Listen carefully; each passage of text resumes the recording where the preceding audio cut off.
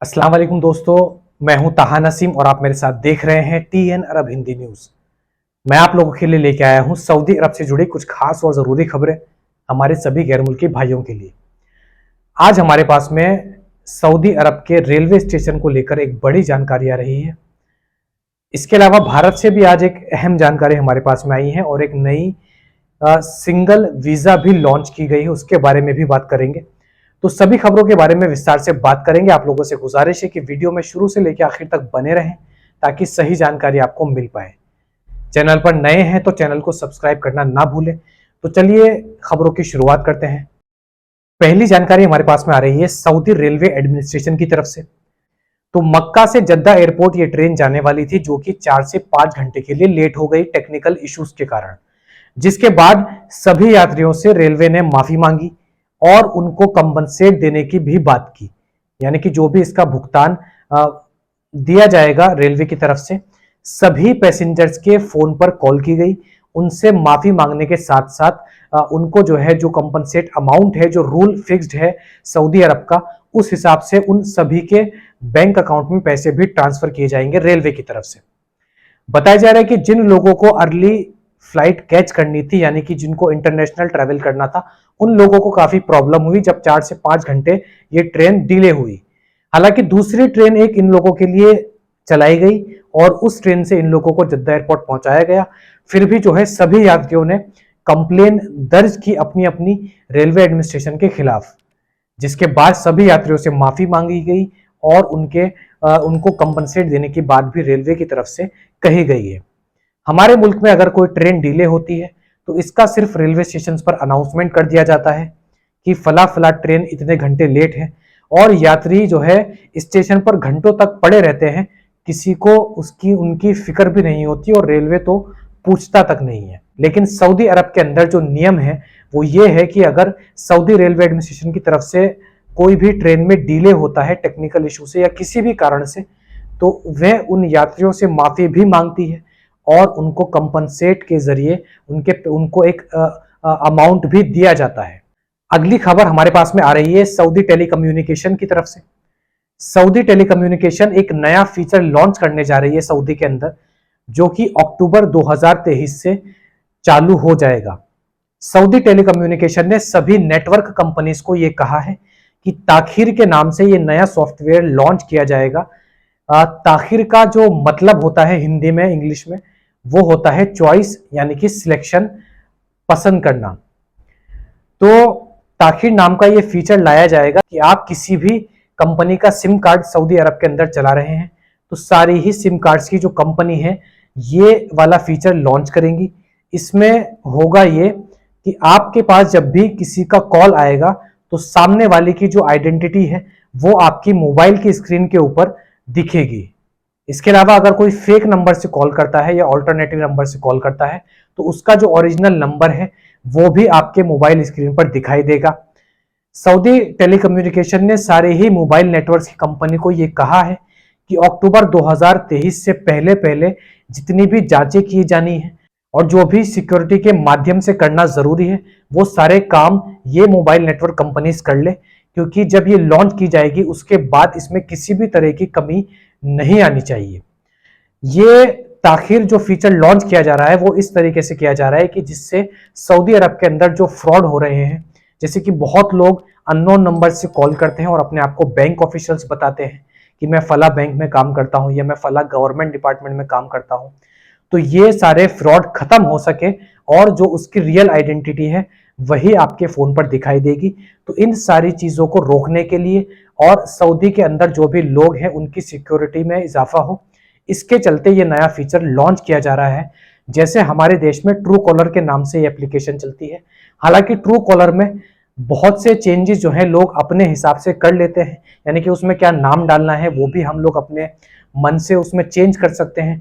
लेकिन ये जो सॉफ्टवेयर फीचर लॉन्च होगा सऊदी अरब के अंदर ताखिर नाम का, इसमें ऐसा नहीं होगा, क्योंकि इसमें आपकी जो ऑफिशियल आईडी होगी, अगर आप गैर मुल्की हैं तो आपका इकामा या पासपोर्ट इसमें लगाया जाएगा, तो उसके अंदर जो आपका नाम होगा, जो आपकी आइडेंटिटी होगी, वही इस एप्लीकेशन में डाली जाएगी और आपकी आइडेंटिटी सामने वाले के फोन पर जिस पर आप कॉल करेंगे उसके फोन पर आपकी रियल आइडेंटिटी दिखाई देगी। तो इससे फ्रॉड और चोरी वगैरह होने के चांसेस बहुत कम हो जाते हैं। अगली जानकारी हमारे पास में आ रही है सऊदी मिनिस्ट्री ऑफ हज एंड उम्रा की तरफ से। हम सबको मालूम है कि सऊदी के अंदर जो इंडिविजुअल वीजाज होती हैं, यानी कि जो विजिट वीजा होती है, वो सिर्फ वर्क या फिर टूरिस्ट पर्पज से अब तक दी जाती थी गैर मुल्कियों को। यानी कि मान लीजिए मैं अगर सऊदी अरब के अंदर हूं और मैं अपने भाई को या फादर को बुलाना चाहता हूं, तो मैं उनको इंडिविजुअल वीजाज पे बुला सकता हूं और यहाँ पर वो लोग घूम सकते हैं, उम्रा परफॉर्म कर सकते हैं। तो ये वाली जो वीजा होती थी अब तक, वो सिर्फ गैर मुल्कियों के लिए हुआ करती थी। सऊदी सिटीजन ये वाली इंडिविजुअल वीजाज पर किसी को भी नहीं बुला सकते थे।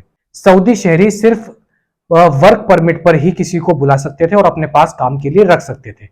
तो हज एंड उम्रा कमेटी ने ये इंडिविजुअल वीजाज सऊदी शहरियों के लिए लॉन्च की है, जिसमें होगा ये कि सऊदी शहरी अपने दोस्तों को, अपने रिश्तेदारों को जो कि अब्रॉड रहते हैं, यानी कि दूसरे मुल्क में रहते हैं सऊदी अरब के अलावा, वो चाहे यूरोप हो, चाइना हो, एशिया हो या फिर कोई और गल्फ देश हो, तो वहां से वो लोग अपने दोस्तों को इंडिविजुअल वीजाज पर बुला सकते हैं और इन वीजा पर उनके फ्रेंड यानी कि जो सऊदी शहरी के दोस्त होंगे या रिश्तेदार होंगे, वह केवल उम्रा ही नहीं कर सकते बल्कि यहां पर घूम भी सकते हैं, जैसा कि गैर मुल्कियों के लिए होता है टूरिस्ट वीजाज पर।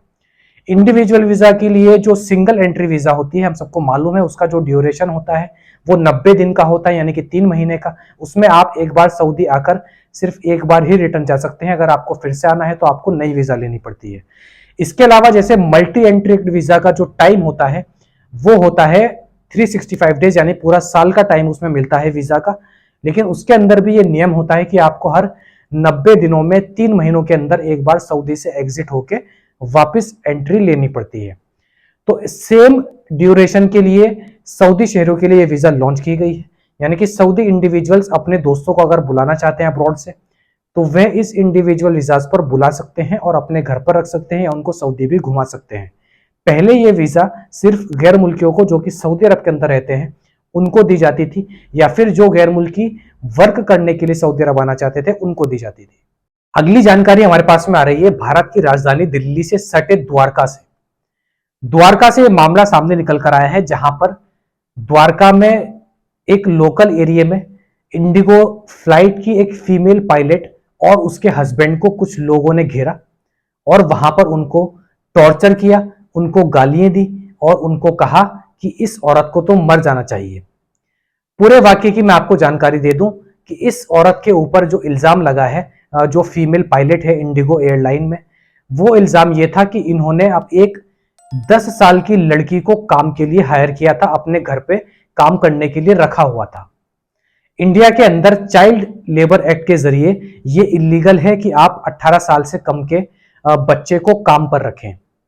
तो बताया जा रहा है कि जिसके बाद इस फीमेल पायलट और इसके हस्बैंड के खिलाफ पुलिस में भी शिकायत दर्ज कराई गई और पुलिस की तरफ से इन दोनों को गिरफ्तार कर लिया गया। जब रास्ते पर लोगों ने इस फीमेल पायलट को रोका तो इसकी पूरी एक वीडियो सोशल मीडिया पर वायरल हुई, जिसमें ये फीमेल पायलट बार बार माफी मांगती हुई भी दिखाई दे रही है। लेकिन बताया जा रहा है कि 10 साल की बच्ची को सिर्फ काम पर ही नहीं रखा, उसको टॉर्चर भी ये फीमेल पायलट करती थी, जिसके बाद बच्ची से जब पूछताछ की गई तो उसके हाथ पर चोट के निशान और भी अलग अलग जगहों पर चोट के निशान देखने को मिले।